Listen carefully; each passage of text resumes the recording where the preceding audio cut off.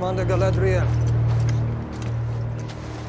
This company has followed you to the very edge of the world, but none who ever dared search for this last stronghold has ever found anything.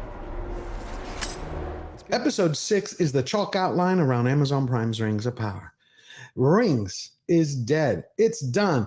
It's because it is a visual carcinogen of corporate hate. Their message is crystal clear. They didn't make this to entertain us, inspire, or honor Tolkien. They made it this way because they think they're morally superior to everyone. They made it their way because they hate the fans. So let me be bold in my message back to them. We are just getting started.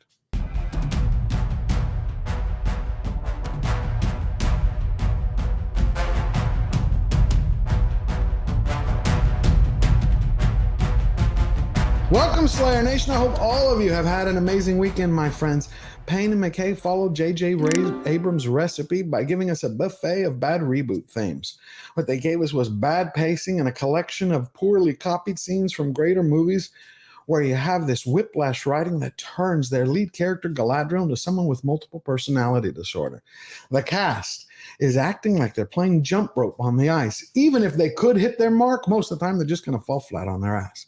There's this scene where Galadriel's using her favorite phallic toy, her brother's dagger. She's trying to wipe blood off the blade on a cloth. And what do you hear? As she touches the cloth, you hear swing.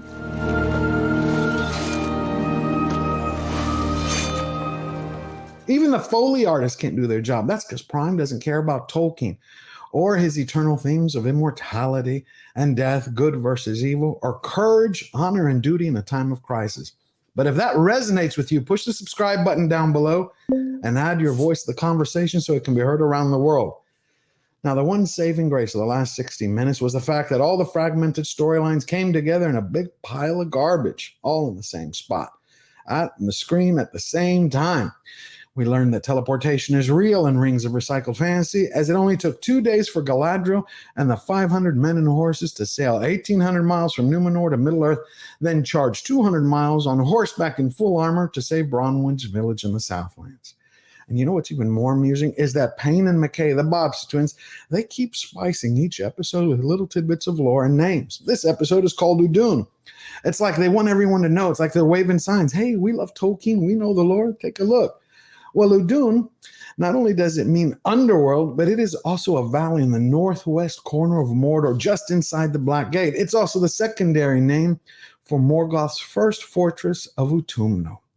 So, from the ship to Numenor, all the way to Middle-earth, Galadriel puts on the mantle of teacher and instructs Isildur about the pitfalls of pride. What is your rank? Stable sweep. Humility has saved entire kingdoms, the proud of all but led to ruin. I too am extraordinarily humble. You have the most unlikable, arrogant, boastful, egomaniacal character in the series trying to teach someone about humility. Conflicted. Even to speak the names of those they've taken from me. There is a tempest in me. Then we find out that Elendil's wife, she drowned. So I was like, okay, maybe the sea isn't always right. Will you still believe that?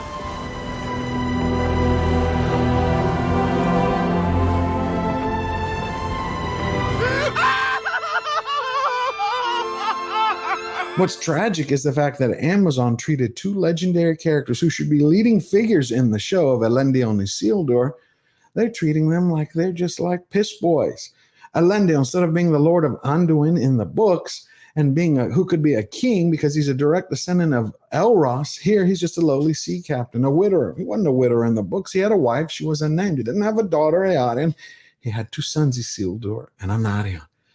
But Amazon Prime wanted these two legendary figures from Tolkien to be on bended knee before the powers of the Girl Boss 3. So now we're back in Middle-earth. And you have Bronwyn. She gets all her villagers out of the fortified tower and takes them right back to the village, which they originally left because there wasn't enough fortifications there to protect them. She returns and they hunker down in a bar. I guess so all the orcs can know where to find them and burn them alive. Arondir gives a speech, which is only outshined a second later by Bronwyn rallying the peasants. And then, in quick order, the battle begins. Bronwyn, the healer mommy, remember she's also girl boss number 3 of the Southlands, she saves the immortal, trained warrior elf just as he's about to die. She then gets shot with an arrow and she's about to die. Well, Theo and Arondir heal her. And you note is the fact that Bronwyn, the healer mommy, has healed no one. Well, girl boss number one, Galadriel, shows up with a Númenórean army. And guess what? They win. It's over. 20 minutes after Bronwyn was on death's door, she's out greeting everyone, smiling, walking around, thanking the Númenóreans. And then she meets none other than girl boss number two, Queen Regent Tarmiriel. They have this weird exchange between them. It's kind of like this congratulatory cunnilingus. You saved the people. No, it was you, girl. You saved it. It's all you, girl. And I was like, please, someone get me out of here. Well, what's interesting about the Númenórean charge that Amazon shot with Galadriel, it was kind of like this cross between slow motion and real-time action, is that it was a direct ripoff of Peter Jackson's Battle of Pelennor Fields with the Rohirrim charging. Again.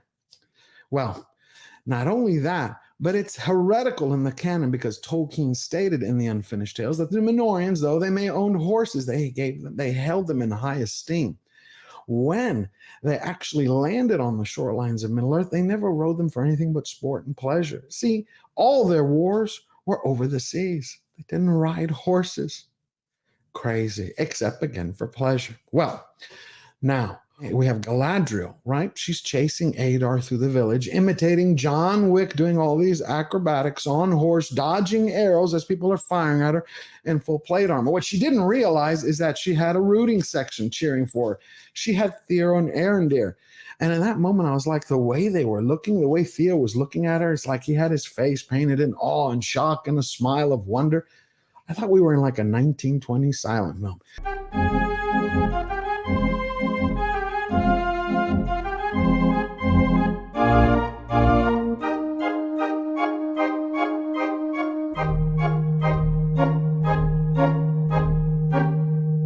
Now, at this point, any true Tolkien lover who actually deigned to watch the show should be throwing up and curse the series because it's not acceptable.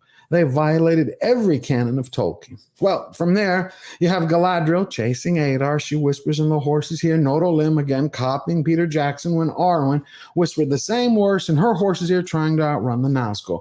All of a sudden, Halbrand pops out of nowhere, so teleportation confirmed. He's in front of Adar. Well, you got me. By all accounts, it doesn't make sense. Then you have this weird interplay between them. Halbrand tries to kill Adar, and Galadriel stops him, saying, hey, you know, you can't slake your thirst with seawater. And I'm like, okay, so now the sea is not always right? The revenge twat tells him not to get revenge. Then a few moments later, when they have Adar as prisoner and he's chained, Galadriel goes to kill him, and Halbrand stops her. From there, it's a quick race to the end. You remember that broken black blade? Well, Arondir tried to break it, and Amazon has twisted it into being like a representation of the One Ring because Theo is addicted to its power and he wants it back. Adar got a hold of it without anybody knowing, and he gave it to that old man, you know, the wannabe Sauron worshiper. He takes it back to the fortress, puts it into the lock, turns it, presto, changeo, volcano, Mount Doom erupts. And that's how they created this part of Mordor. I was like, wow. So you got spewing magma, boulders, and this ash and fire and cloud, and Galadriel, Mary Sue Marvel's just standing there as the whole thing envelops her. Don't ever say she's not a Mary Sue. Rings is a farce. It's too big to fail and too bad for Prime to do anything but lie about its success. Tolkien would call this politically correct series a decadent inversion of reality, symptomatic of an entertainment culture in its death throes. See, we're fighting to save not Tolkien because you can't destroy his mythological masterpiece. It's sold hundreds of millions of books and it's in even more millions of people's hearts, minds, and souls. We're trying to stop the next generation that Prime wants to attract from believing their bastard has anything to do with the legendary. If you want to be a part of that, you just got to get out there and lead by example. Let them hear you roar. We never bow down. We never bend the knee. Firmly define. Step up, stand tall, and get busy living your best life now, always forward.